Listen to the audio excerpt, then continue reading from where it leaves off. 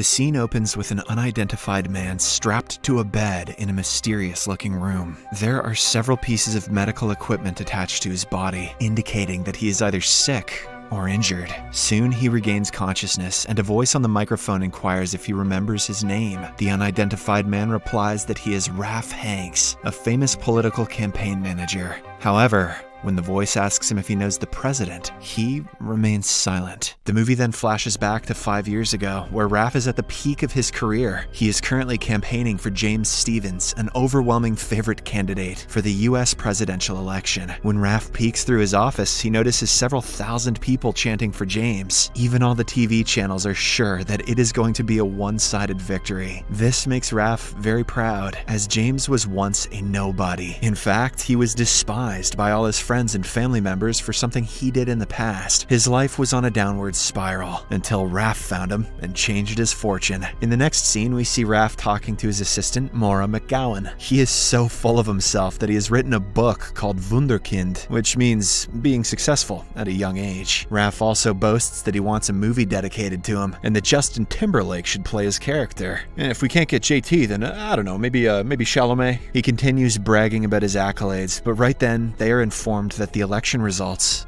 are out. As Raph and Maura enter James's room, they are taken aback to see everyone with a gloomy face. In a shocking turn of events, it is revealed that James overwhelmingly lost the election, even in his home state of New Jersey. Enraged, he chastises Raph for being a total failure before firing him on the spot. This hurts the latter's ego so badly that he plunges into a deep abyss of anxiety. Okay, fine, we'll get Michael Cera to play me in the movie. Cut to several years later. Raph is still not recovered from the traumatic experience. He has since quit his political career and spends most of his time at the bar drinking. Gone are the days where he used to think of making his own movie with Justin Timberlake as the lead actor. The country is also going through a tough period because of high unemployment rate, high crime rate, and several other negative reasons. One day, as Raph is drinking at his usual spot, a news report on TV reveals that an 11-year-old YouTuber named Oliver Foley has announced his candidacy for the upcoming presidential election. He has posted a video on his channel in which he promises to bring peace and happiness amongst his countrymen if he comes into power. But,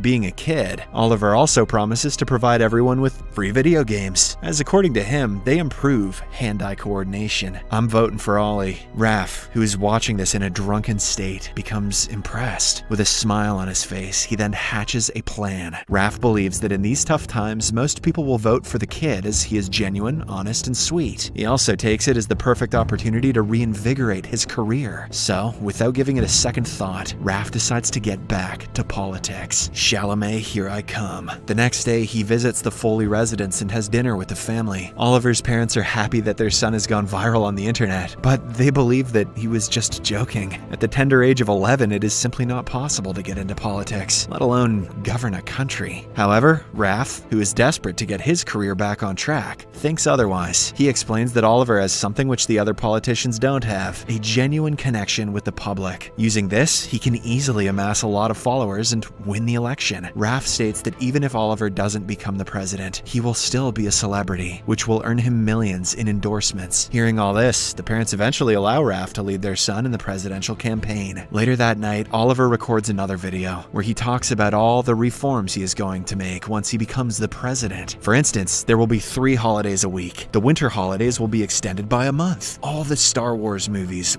will be banned. Woo! Ollie. Every single person in the country will be given a video game of their choice, and so on. In no time, the video goes viral, and so Oliver's campaign officially begins. The very next day, we see him making promises in front of a large audience. He also performs an impressive dance routine, which he posts on his YouTube channel to get more recognition. All this is being supervised and coordinated by none other than Raph. He is finally making up for the debacle he suffered some years ago. As the days pass, Raph becomes so popular and loved that even his ex-assistant Maura comes back to him. In the next scene, we are shown that the 11-year-old boy has managed to amass a serious fan following. Despite his young age, many people believe that he is the right person to lead the country because of his pure heart, and because, let's face it, we'd all do anything for a 3-day weekend. They are ready to take the risk, claiming that nothing can be worse than the state they are in. In this way, Raph continues leading the campaign to success, but as Oliver gets popular, he also becomes arrogant. The cheeky brat regularly berates his parents and other staff Raph without any remorse. In particular, he doesn't like going to the doctor, as he is scared of needles. Raph, who is always with the boy, notices all this, but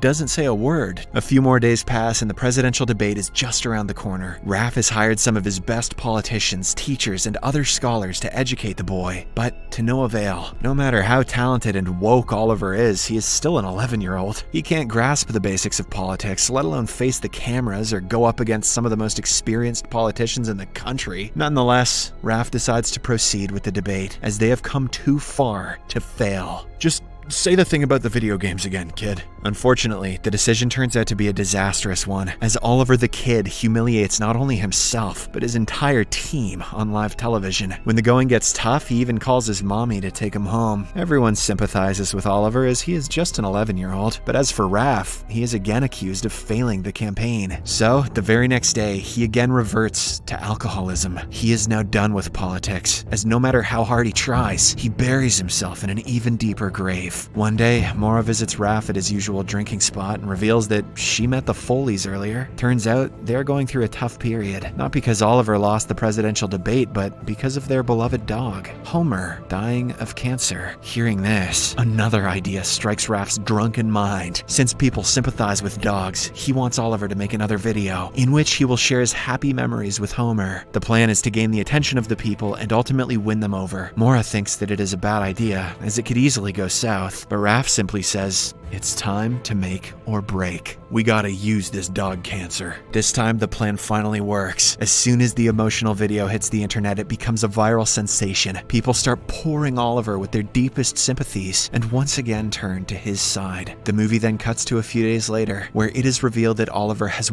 won the election by a landslide. He is now officially the President of the United States of America. A massive rally takes place to celebrate his victory, where millions of people line up on the streets. It is evident that Raph's idea has won the hearts of the Americans. Dog's still dead though.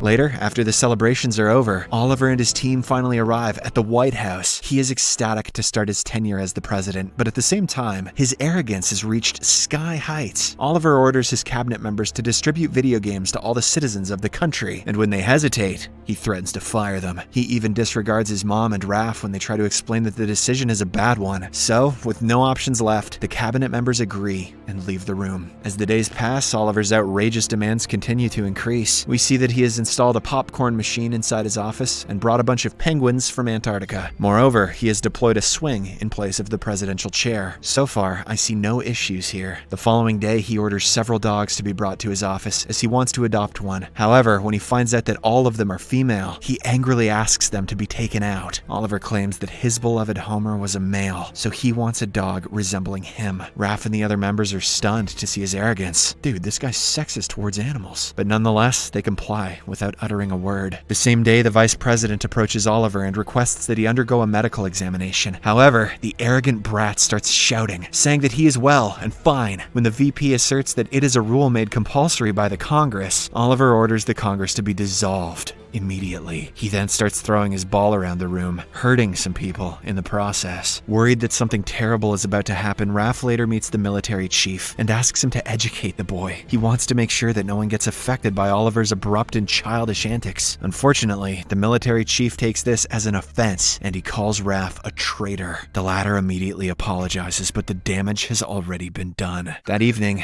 Raph again starts worrying about his career. Despite everything that he has achieved, he believes that he has made the wrong choice by helping Oliver become the president. However, his best friend and only confidant, Maura, argues that the 11-year-old is doing a good job. She says that Raph is simply overthinking things and that he should take some rest. However, our protagonist is not going to let the injustice slide so easily. So, the following day, he approaches Oliver while he is playing golf in his office. He wants to politely make the boy understand that whatever he is doing is wrong. Raph then grabs a golf stick and starts explaining the responsibilities of a president to the country. They should be brave and lead the people in difficult times. Unfortunately, Oliver takes it the wrong way and becomes angry. He starts throwing things around and demands an apology. But this time, Raph is having none of it. He bluntly refuses to apologize and even calls the boy stupid. Hearing this, Oliver orders his security to take action. Oh, you really stepped in it now, big boy. And as the camera pans out, we see blood splattered on the walls. Following this, we are taken back to the mysterious room that we saw at the start of the movie. Raph is tied to a bed, and it is revealed that he survived the gunshot wounds. However, due to the excessive loss of blood, he has to be operated on immediately. In the last scene, the doctor assigned by Oliver finally arrives. He is another 11-year-old boy who probably has no experience in surgery. To make matters worse, he wants to finish the procedure ASAP so that he can go back to playing video games. The movie ends as poor Raph screams in horror as his life is slowly taken away from him.